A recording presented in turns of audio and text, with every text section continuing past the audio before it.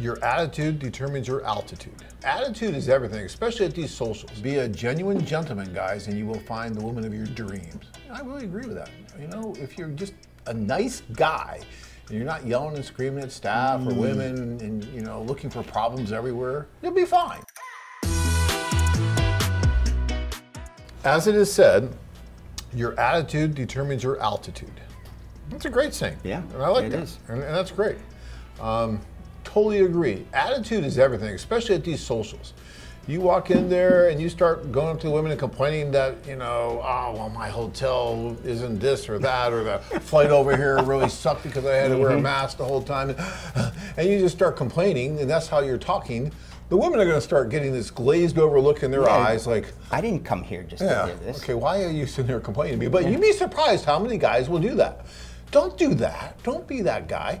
What you want to do really is go in there, have a smile on your face, feel comfortable, go up and start asking the women questions, because people love it when you talk about them, right? So don't sit there and talk about yourself forever. Talk about them. Ask them why they're here. Well, what are you really looking for? Is it really that hard to find a man? What's going on? Do those kind of questions or whatever you want to do, but don't fixate on yourself.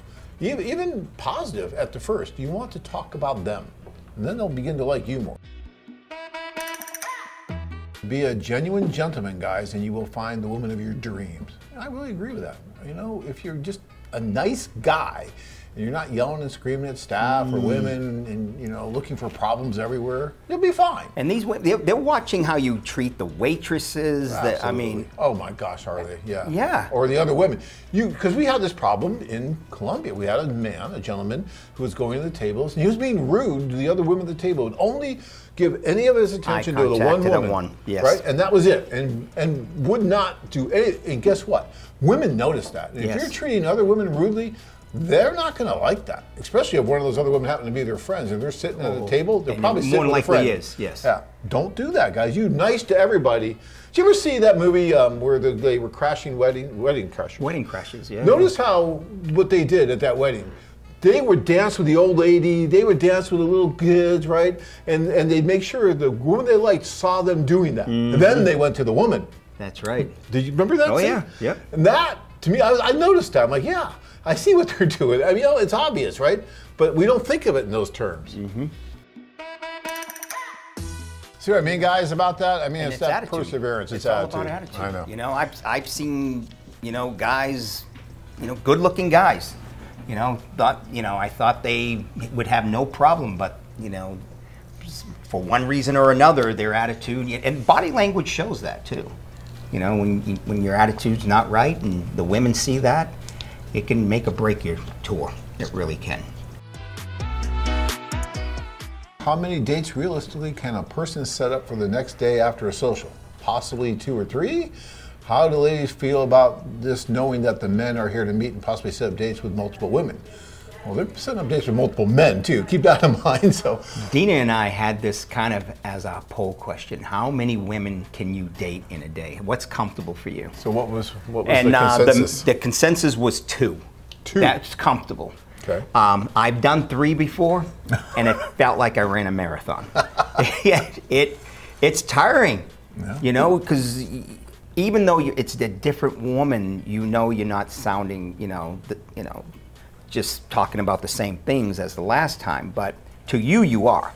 You're saying the same things over and over again. So you're trying to think of new ways to say it, new things to say, and it's draining, emotionally draining. So Joe, when you're on the date, because granted, it's been 24 years since I've been on a date, okay? So I understand where the guys are, it's been wonderful. I'm glad that I'm on a date. I know Time's watching, it's wonderful. No, wonderful. I mean, when would you take her on a date? We go on dates all the time, but it's a little different than being on a first date with someone, right? Yes. So my question to you is, and this goes into what Chad was saying, when you're on that, say, second date with a woman, are they questioning you about, well, did you have many dates today? Are you going out with lots of women? I mean, are you getting that? I'm not asked, are you dating many? I've been asked, hey, have you met other women? Yeah, I have.